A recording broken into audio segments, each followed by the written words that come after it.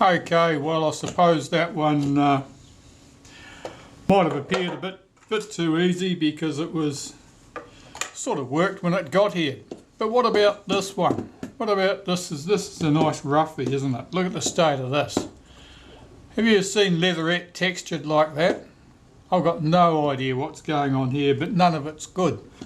This one, got a sticker on the back, piece of paper. Not my writing either. Shutter jammed, it says.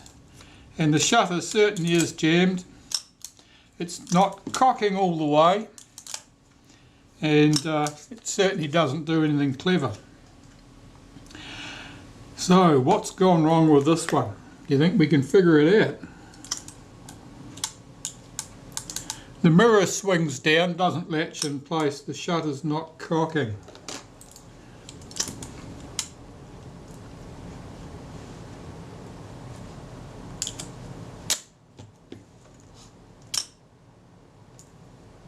Will it? Oh, is it going to go there? Is it run down if I give it some encouragement? It's very sticky.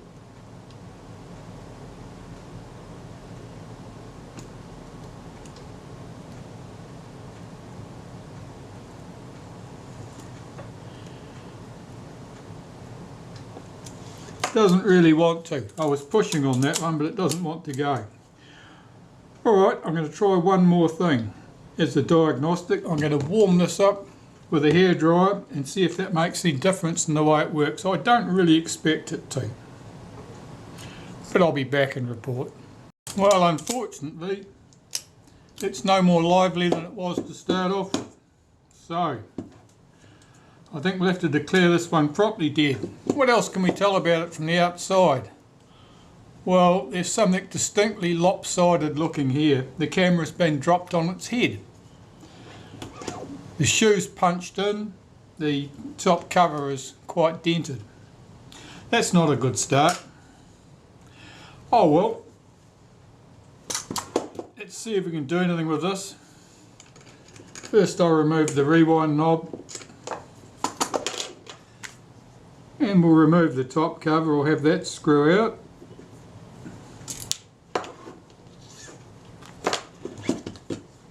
That one. Now here's a perfect example of that meter setting button on the back of the camera. Now you look closely at that one, I'll zoom you in a bit.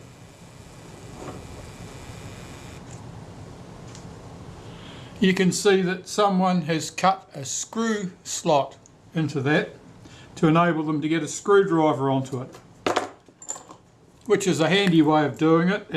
They've done a neat job, there's nothing wrong with that.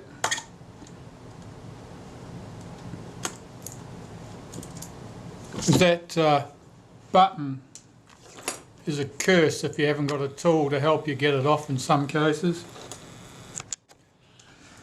Okay, so we dealt with that.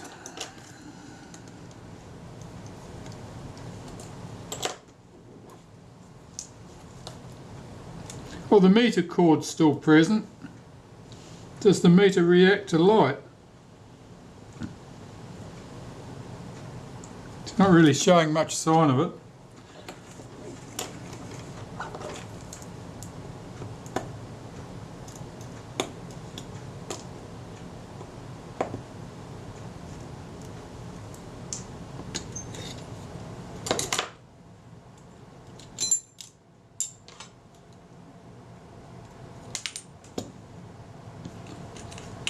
Oh, that was the window up from up here falling in. That shouldn't have fallen out by itself. Right, we'll start looking at this mess. Let's see if that meter is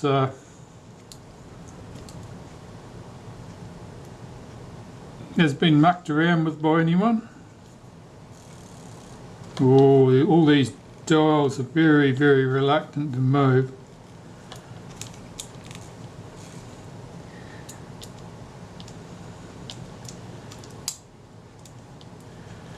Yes, certainly it's got a share of problems, this one. Well, let's have the meter off. We'll determine if that's dead or alive later, I think. We know the camera's been serviced because it's got someone's service sticker in the back. Of course that could be quite old. I would say probably 9 times out of 10 whichever company it was that did the servicing no longer exists.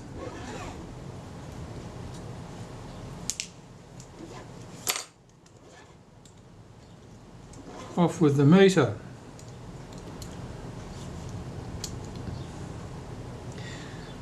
I'll just see if I can determine whether this has any I'm not seeing any response to light there.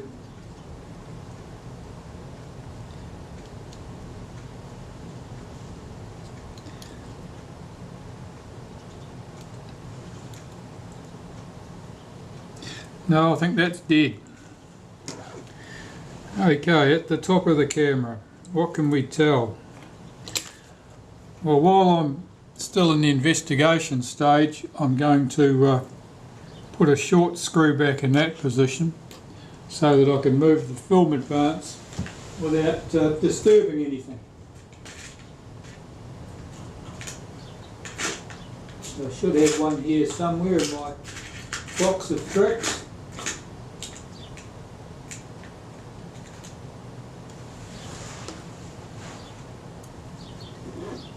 The original screw, because it passes through the bracket in the meter, would stick down too far without the bracket. Okay, the prism assembly. I can tell by looking at the state of some of these screws here that this camera has had a hard life.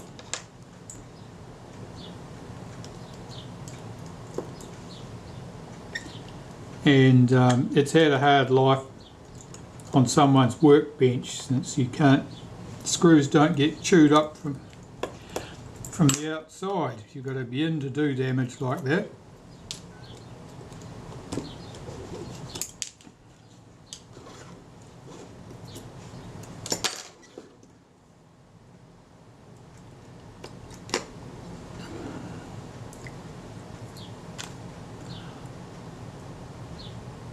That prism's not too bad in terms of silver loss, that's quite good.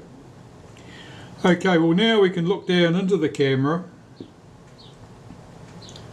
and I can tell that things are not good. Some of the control stuff at the back of the shutter here is obviously not where it should be. The cam here appears good.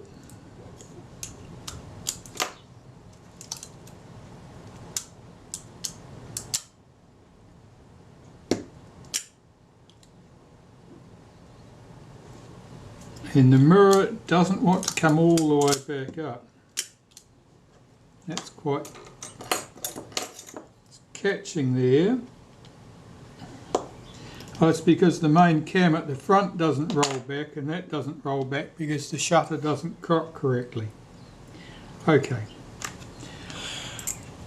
There may not be anything seriously broken here apart from the dead meter. Well, the dead meter's not the end of the world. It has to be said that most of the meters for these cameras these days are less than wonderful because the selenium cells have not aged well.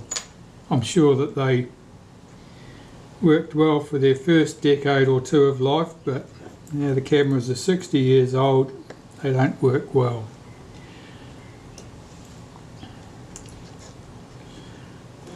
Let's have the rewind off while I'm here, just to reduce the bulk.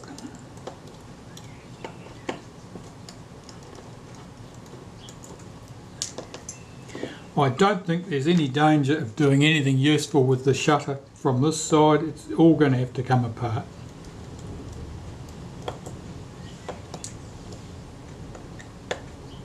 That screw's very distorted, like someone's over tightened it no end.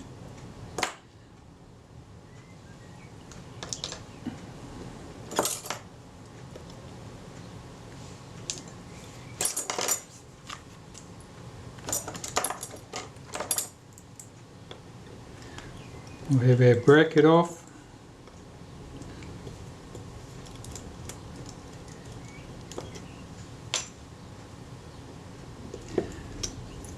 Let's flip it up and start work at the base. Now I want the leatherette patch off the film advance lever. That, yeah, the adhesive's going to give up, that's good. It's always a mystery what people may have used as adhesive, and so you never know whether things are going to come off without a fight.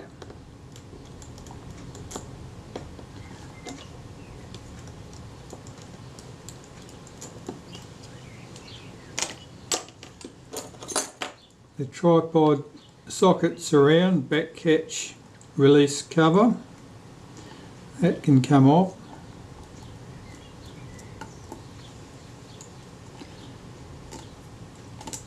Seems a bit reluctant. No, it's going to lift off.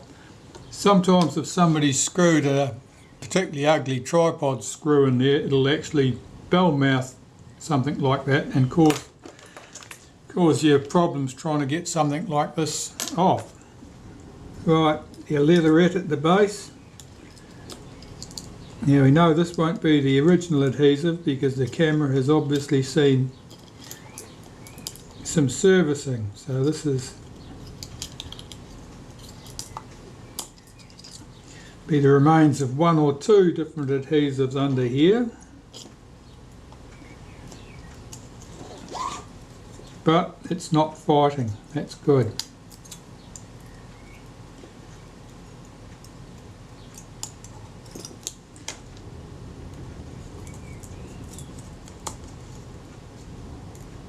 The leatherette's quite dirty, but it's still quite flexible.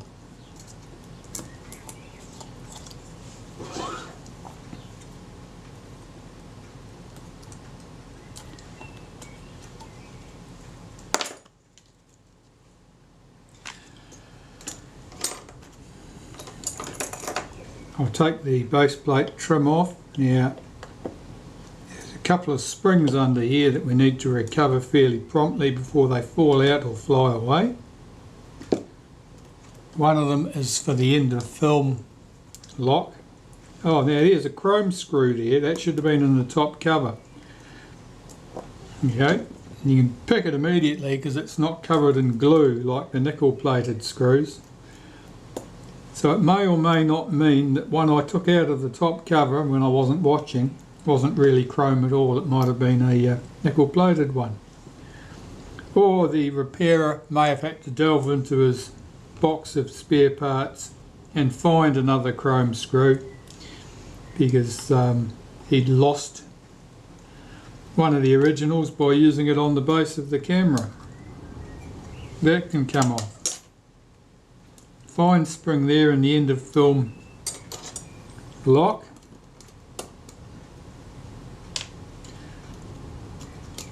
This can come off. This is our frame counter.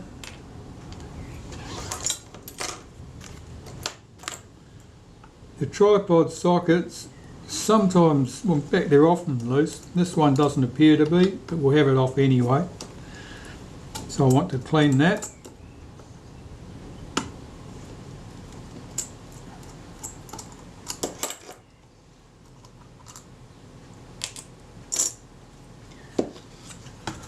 And the leatherette from the front of the camera. This is really ugly. It's I don't know what to make of it as ugly as this. I mean, there's a fair bit of it glue underneath that. I mean, Zeiss bumps are not uncommon, but there are none on the back.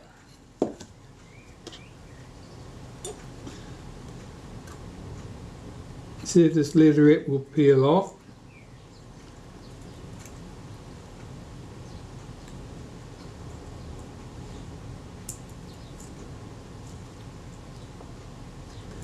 It's quite gooey, that adhesive. It's certainly not brittle. It's a sticky feel to it.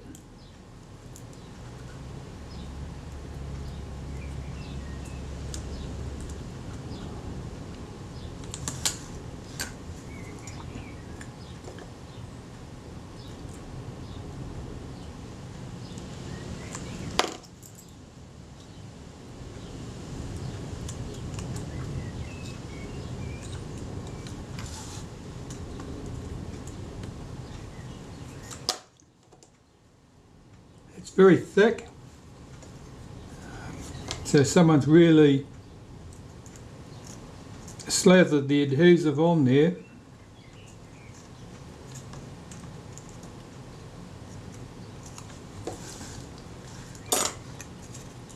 But I can't see enough yet to know whether those ice bumps are due to the traditional corrosion or whether those ice bumps we're seeing are the result of too much adhesive and too many layers of it.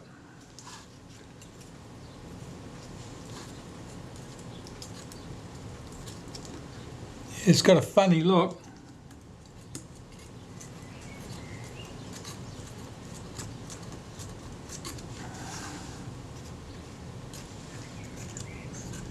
I think it's a mixture because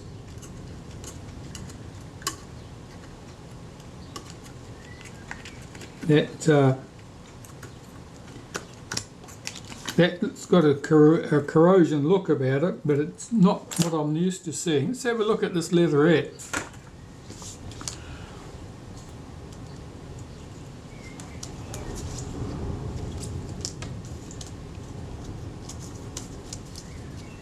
This is just very, very thick, I think, this adhesive. I'll see if it'll scrape down. There's multiple layers here.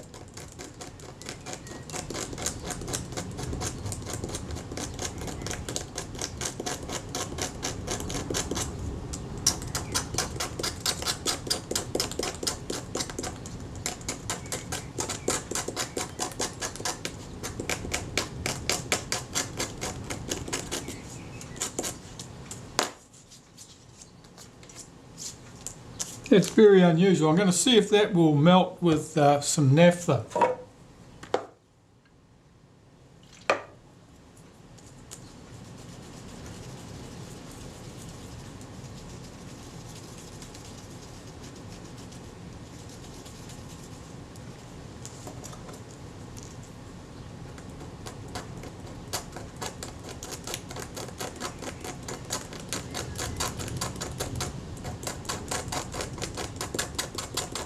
It's sort of like a hard, waxy consistency. It's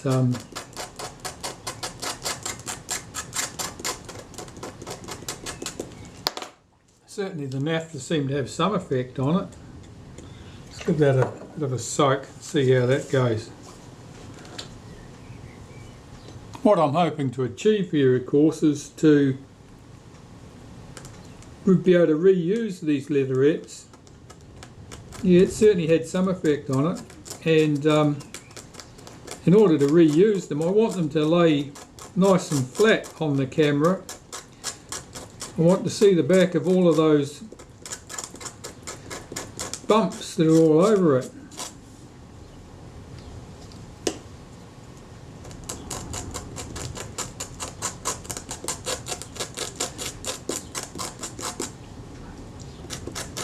I'm looking at sort of dents or hollows on the leatherette, in the leatherette from this side, which presumably correspond with bumps on the other face.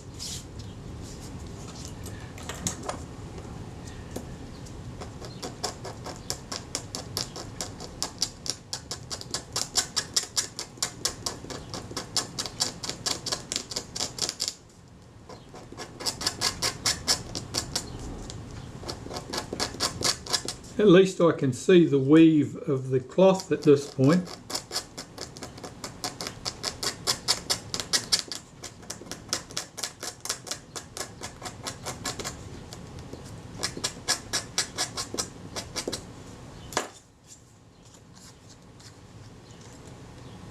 There was a distinct difference between this side of the leatherette and this side. Now they were sitting on two different substrates, of course, because one of them is the body of the camera and the other is the front plate. They're different alloys, and sometimes adhesives will behave differently on them.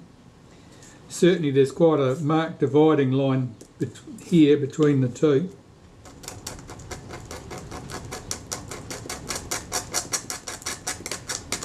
Well, I'm going to spend some time cleaning this leatherette up. I'm interested in seeing what sort of result I can get out of this. Well, I've just got the leatherette lying on there loosely. I've cleaned it up. I'm fairly convinced that when that goes back on, assuming it's glued down to a clean surface, it'll look much better than this, which is what it looked like to start off with. The layer of adhesive on the back is very thick, and there's at least two adhesives there, probably three if you count the original adhesive the camera was manufactured with. Whatever they are, I've got no idea. They're not something I'm familiar with. It certainly made a big mess here. So I'm going to carry on, strip down this camera, I think. I'm fairly happy I can do something with the leatherettes, although they're going to take a bit of work. I'll zoom you out, get this other leatherette off and open up the front of the camera. Find out what's going on with the control stuff behind the shutter, which is certainly not working as it should do.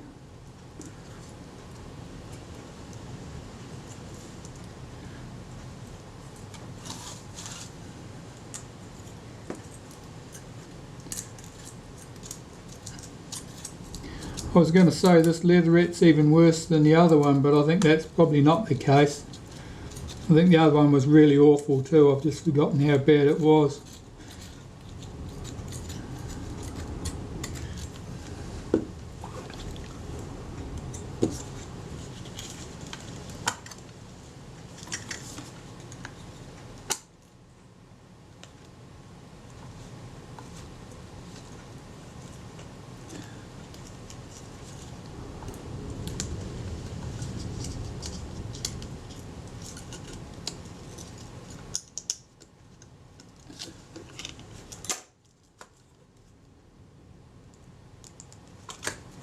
Right, yeah, that's as ugly as that one there is the cleaned up one, of course. Okay,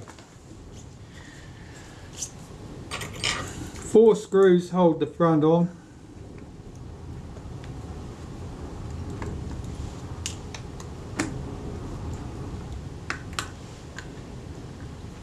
And under those 4 screws there should be 12 washers.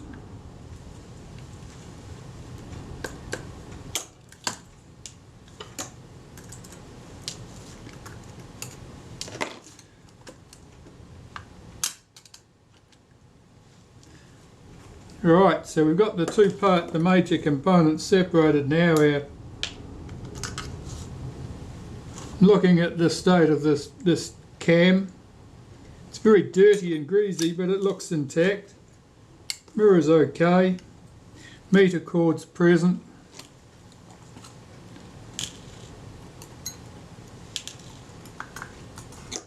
Our stack of washers. I think we've probably got a full complement of those. Let's have a look at the state of this shutter mechanism.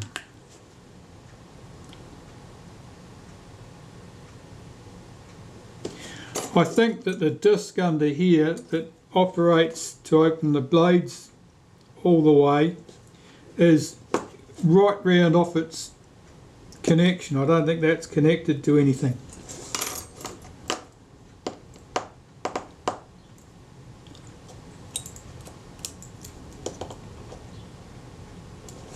This should run down.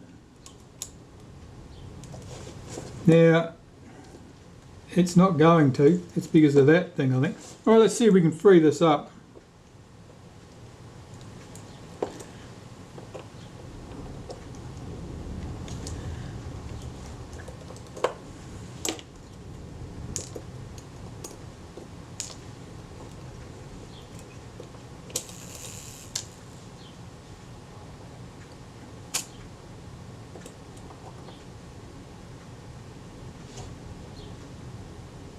I don't think there's any way of that jumping the timing, but that's what it looked like.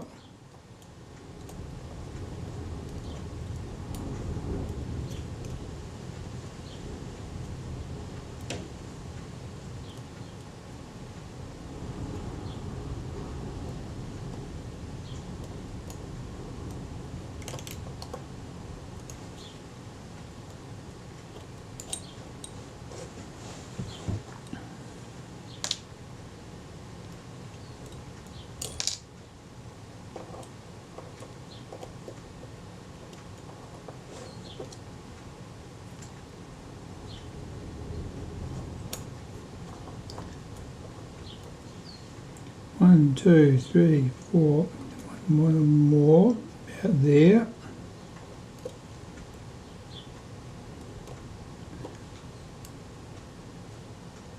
And there perhaps. Let's put the two screws back in and see what happens.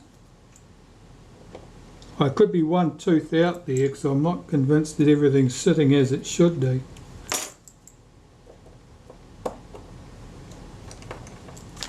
We'll cock that mechanism.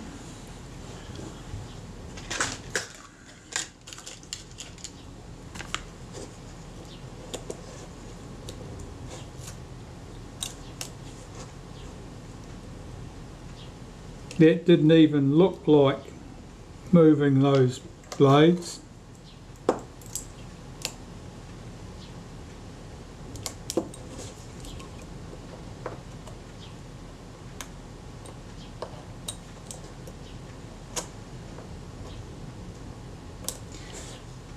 No, things are really not well with this.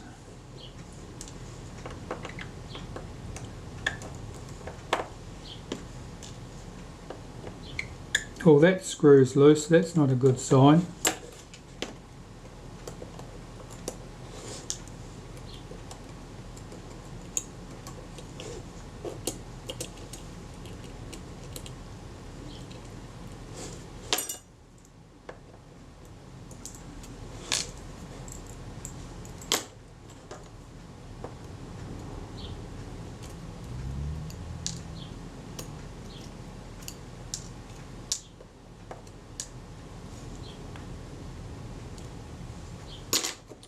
Ooh, whatever adhesive they used on these is tenacious. Those felt pads or leather pads should peel off quite readily.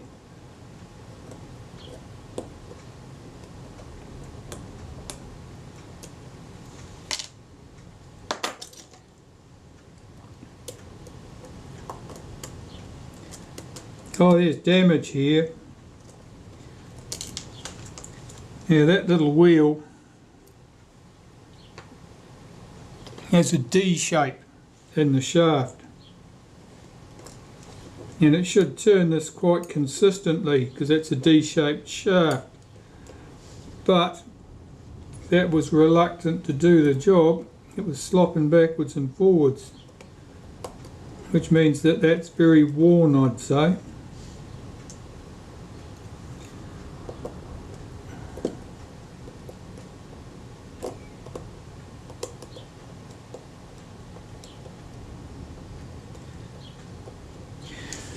Right, well, I think the answer for this is for me to dismantle the shutter entirely because their fault lies here,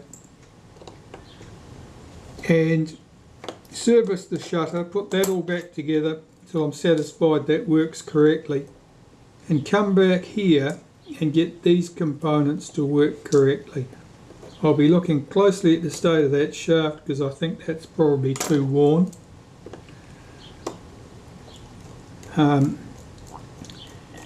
So the question is, how would something like that get worn? Well, typically I'd be looking for something like the action of the cocking action pushing too far, effectively pushing against a hard stop in the shutter, so that the little cog on that shaft was effectively taking all the load. That was where it was going to flex and suffer all the time. I'm just going to unsolder that wire and I'll be back. Okay, with that wire unsoldered, this should come off. And with this off, we can check and see if the shutter will actually fire. If I can find the cocking tool.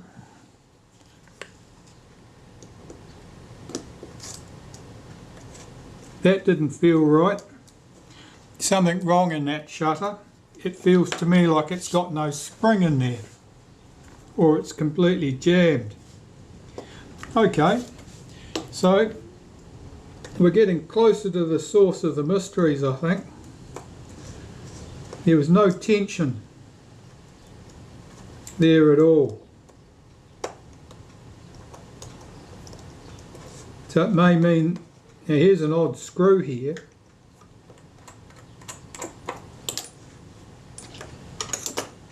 There shouldn't be any black painted screws in this shutter that look like that.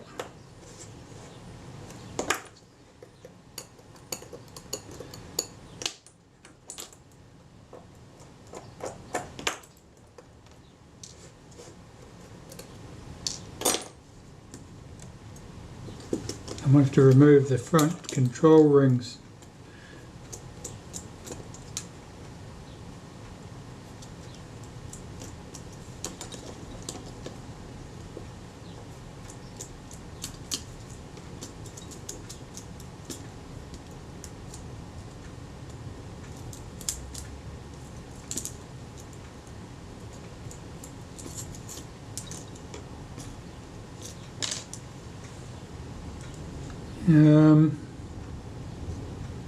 Okay.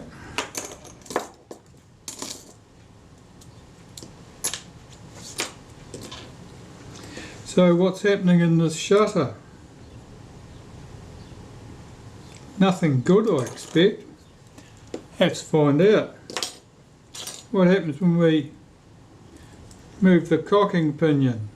Well, looks like it's in the cocked position, but there's no spring on it. Okay, it's in.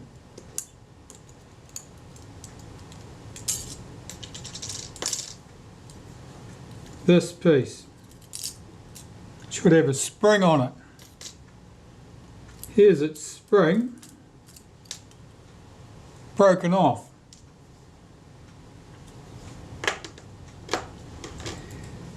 Right, so the shutter appears to be cocked. The self-timer's set. That doesn't surprise me. People often set the self-timer when the camera won't go.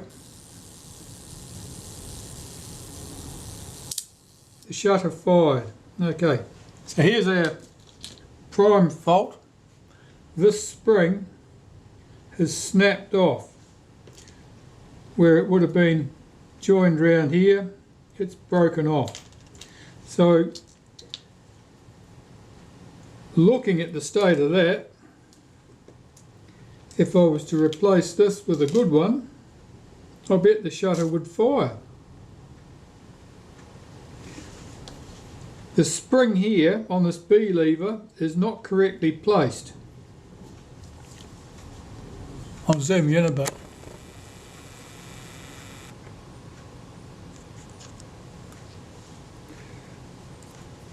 The spring is wrapped around the top of this post and contacts the B lever up on this shelf.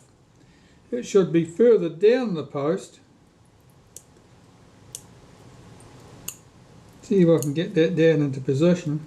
And there's a groove around the post that spring is supposed to sit into.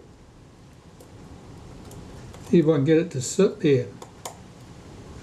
Yeah, like that. Should have been set down like that. Would that have any bearing on it? I don't know.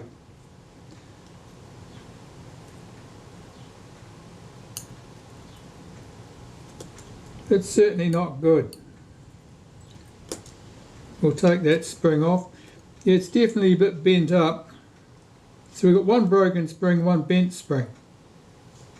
What about the main spring on the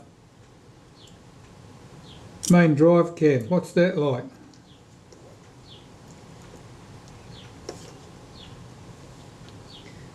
Well, it's a bit of an odd shape.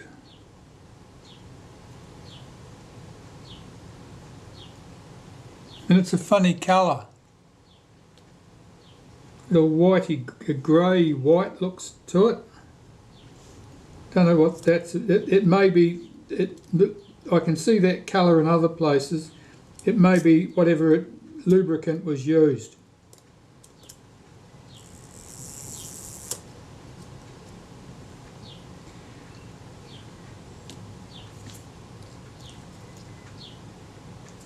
Well, I think that can be made to run again.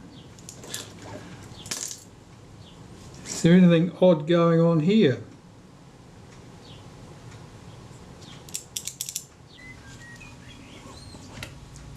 Well, it's the next day. As you can see, the camera is back together.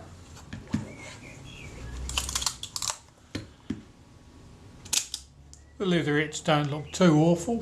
I wasn't able to improve them as much as I'd hoped to, but they're pretty good. I don't think you'll notice that. So, were there any twists and turns?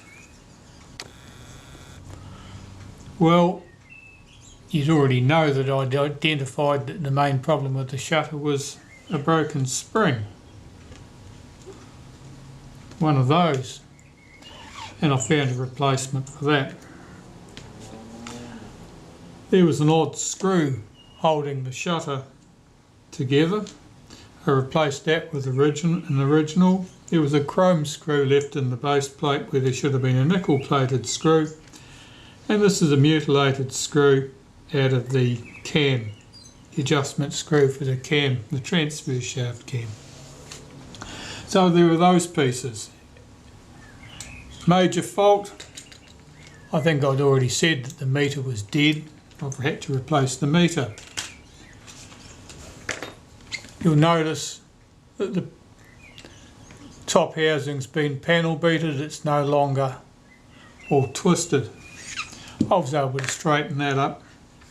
Straighten up the shoe too, but it's split. It's actually broken along one edge here. You could solder that up, but it would never be strong enough to use. Any other surprises? Well, one thing I noticed was once I disassembled everything and I went to take the meter cord out, at the drum at the bottom of the camera, both of the knots were in the same notch. Normally they're on opposite notches. I thought that was a bit strange. Turns out that the cord's short. It's lost probably 12 millimeters, half an inch, and that's why somebody did that. Anything else? Oh yeah, I was looking at the prism, the finder assembly. I think I probably noted earlier that that looked like it was quite good. And there wasn't any obvious dust inclusions in there, and I was vaguely considering leaving it complete and not bothering to do anything with it. But as I was handling it, I heard this click sound, and when I gave it a wee shake, you could hear things rattling, and it turns out that things were not good inside that finder assembly. The spacer between the two condenser lenses was upside down.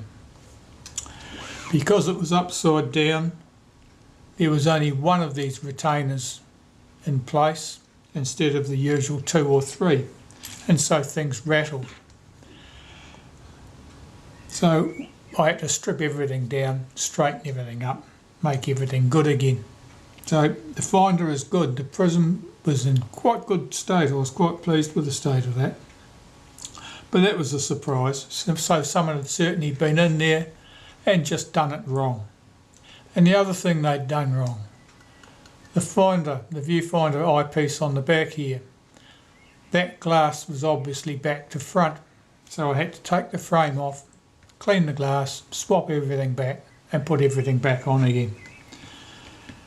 Apart from that, probably not a lot to say.